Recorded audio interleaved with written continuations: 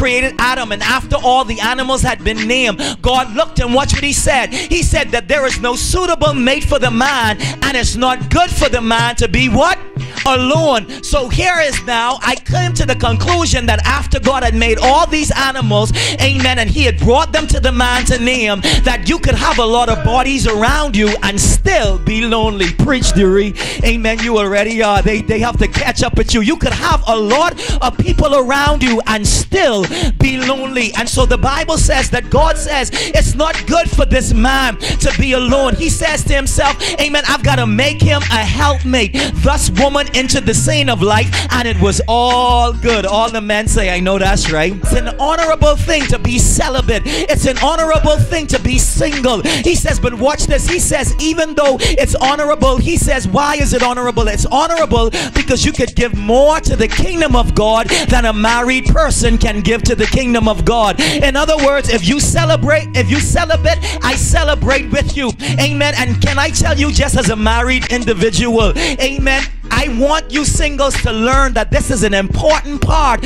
of your life where you could do more for the kingdom that has ever been done before. Not only that, ladies, you could focus on you. You don't have to focus on making food for you and somebody else. When you eat, everybody done eat. Amen. When you dress, everybody else done dress. Somebody say, I know that's right. Amen. You ain't got to worry about washing no other person dirty underwear. Amen. You got it all by yourself. Amen. You could do what you want to do. You don't have to call in and tell your husband where you at. Amen. You could go out with the girls and chill. Fellas, it's Super Bowl today, and you could be to the game, and you ain't got to worry if the game running a little late or get a little exciting and you stay behind. You ain't got to worry but calling in the wife. Amen. You single, enjoy it. Somebody say enjoy it. Amen. If you're single, you better enjoy it, because you ain't got to be down in your car, fellas, pumping the horn, telling the wife, man, hurry up, we running late. Amen. You could get in the car, and when you get in the car, everybody in the car. Amen. You put your juice in the fridge, and when you get back, your juice still in the fridge. Amen. Any married people up in here that ain't gonna leave pastor hanging? Amen. Single people, you gotta enjoy this time in your life, because this is a time that you can maximize it. All the singles, just stand up and say, I feel you, pastor. I feel you, pastor. I feel you.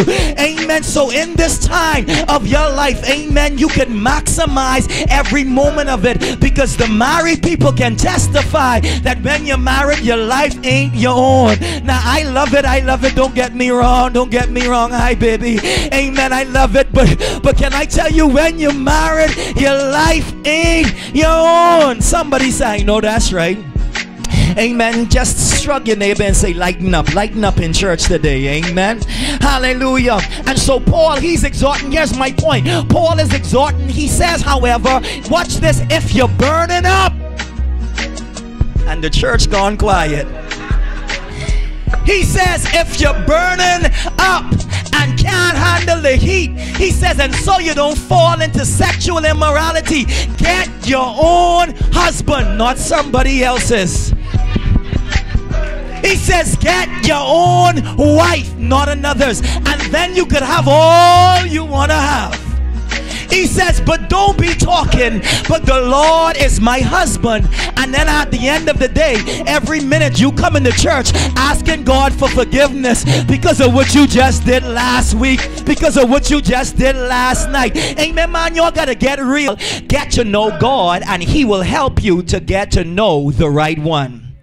Let me say it again. Get to know God, and he will help you to get to know the right one. When Paul was encouraging Timothy, young pastor Timothy, he said, Timothy, he says, I want you to study to show yourself approved, a workman who is not ashamed but could rightly divide the word of truth, that you may, watch this, know what God's good, perfect, and acceptable will is for your life. Notice, amen, in our main text in the book of Genesis, that Adam is a man and that he hears from God. Somebody say, he hears from God.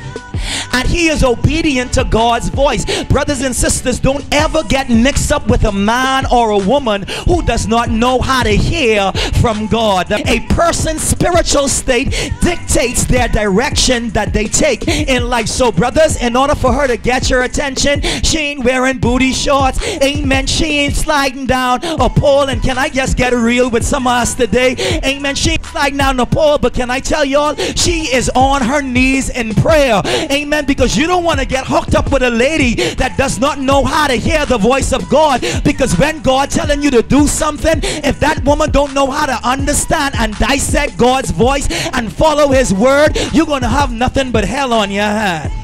Hallelujah. That's why some of you, amen, because you're not hearing the voice of God, you get hooked up and think that you're Casanova and find out he's Freddy Krueger. Amen. Some of you fellas, you get hooked up and think she's Cinderella, but you find out that she crazy. Hallelujah. It's because you didn't take time to hear and listen to the voice of God. Hallelujah. And then now you coming around saying, oh, he beats me. Amen. What you expected when he was a toy thug, amen, soldier out there acting as though he's, amen, a man because he had a bunch of friends around him to overcompensate him and to tell him how much of a man he is. No, you got to make sure that you hear the voice of God. Oh, she cheated on me. What you expected when you found her in a club, amen, sliding down a pole. My goodness, I got to remember we got kids in here.